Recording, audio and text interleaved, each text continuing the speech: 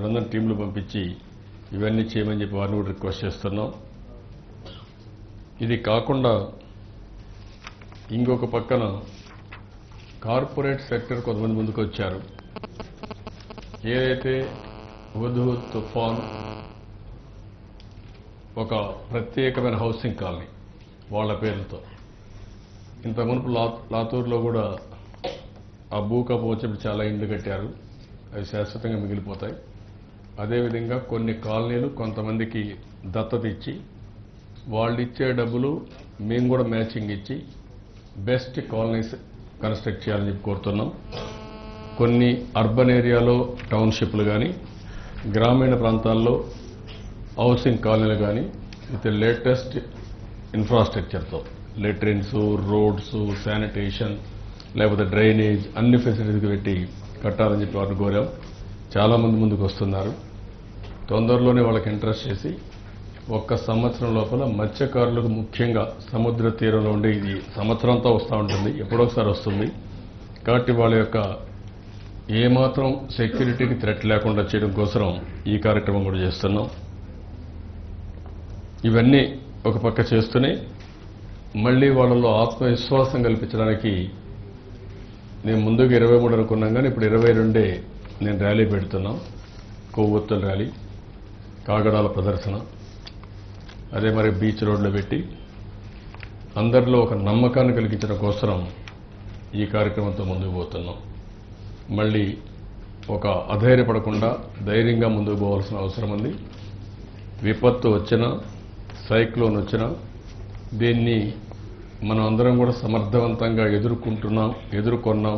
ఎదుర్కొంటాం అనే మెసేజ్తో ముందుకు పోవాల్సిన అవసరం ఉంది. దానికి ఎల్లుండి ఒక కార్యక్రమం పెడుతున్నాం. అదే మరిగా దీపావళి పెద్ద ఎత్తున జరుపుకోమని పిలిపించాను. దీపావళి కూడా ఏమాత్రం ఆధారపడకుండా విశాఖపట్నంలో క్రాకర్స్ వద్దన్నాం. ఎందుకంటే ఒక థ్రెట్ ఉంది అక్కడ.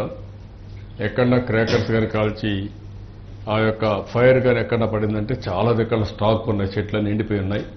వాటి మీద పెడితే అగ్ని ప్రమాదం వస్తుంది. కాబట్టి ఎక్కడ కాలుతుందని చెప్పాం. దానికి కూడా మాకు సీఎస్ కూడా చెప్పి అన్ని ప్రికాషన్స్ కూడా తీసుకుంటున్నాం గవర్నమెంట్.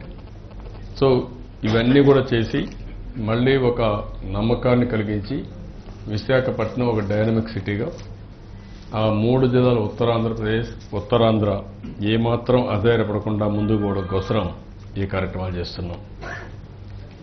అదే మరిగా ఈరోజు ఇది కాకుండా దీంట్లో ఏమన్నా డౌట్స్ ఉంటే లాస్ట్లో అడగండి మీరు.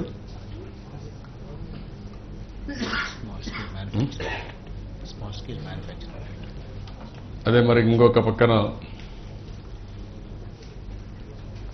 వ్యవసాయ రుణ విముక్తి ఈరోజు ఒక మీటింగ్ తీసుకున్నాను. రేపు రైతు సాధికార సంస్థ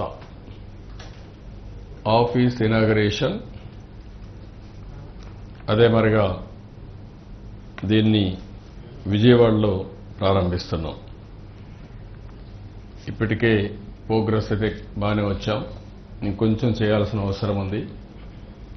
అందరినీ రికార్డ్స్ అన్ని అప్డేట్ చేసి ప్రతి ఒక్క రైతుకి పంట రుణాలు 1,50,000 వరకు మాఫీ రుణ విముక్తి చేయడం కోసం కార్యక్రమాన్ని తయారు చేశాం. దానికి ఒక తుది రూపు ఇస్తున్నాం. తొందరలోనే ఇది అమలవుతుంది. ఏ రైతుకు ఇబ్బంది లేకుండా అవన్నీ కూడా సక్రమంగా జరిగేట్టుగా ప్రభుత్వమే ఆ భారం తీసుకున్నట్టుగా ఇంతవరకు నేను చెప్పాను, క్లారిటీ ఇచ్చాను. ముందు 20% పే చేస్తాం, మిగిలిన 80% 4 ఇన్స్టాల్మెంట్స్ కింద 10% ఇంట్రెస్ట్తో రైతులకు రీపే చేసే బాధ్యత తీసుకుంటాం.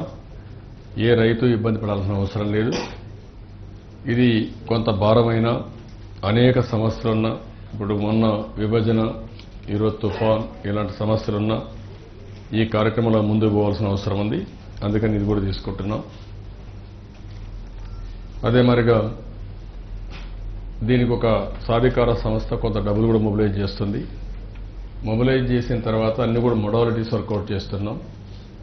చిన్న వాళ్ళు ఉంటే వాళ్ళకి డబ్బులు మొత్తం ఇచ్చేట్టుగా, లేదంటే అలాంటివి ఏ వీలైతే అవన్నీ వర్కౌట్ చేసి ఏ విధంగా రైతాంగాన్ని ఆదుకోవాలనో తొందరలోనూ క్లారిటీ ఇస్తాం. రేపు మీటింగు ఒకసారి ఆఫీస్ ఓపెన్ చేస్తున్నాం, ఒక 5,000 కోట్ల రూపాయలు అందులో వేస్తున్నాం. అక్కడి నుంచి మొడాలిటీస్ అన్ని వర్కౌట్ అయినాయి. ఇంకొద్దిగా కంప్యూటరైజేషన్ అంతా కూడా ఫైనలైజ్ అవుతోంది. వన్స్ అది అవుతానే రైతుల అకౌంట్కు బ్యాంకుల ద్వారా వాళ్ళ అకౌంట్కి ఇచ్చేస్తాం. అక్కడి నుంచి సర్టిఫికెట్స్ ఇస్తాం. ఆ సర్టిఫికెట్స్ పెట్టుకొని వాళ్ళు ఎన్కాష్ చేసుకోవచ్చు. దీంట్లో ఎంతవరకు వీలైతే అంతవరకు చేయడానికి ముందుకు పోతున్నాం. అది కూడా ఒక క్లారిటీ.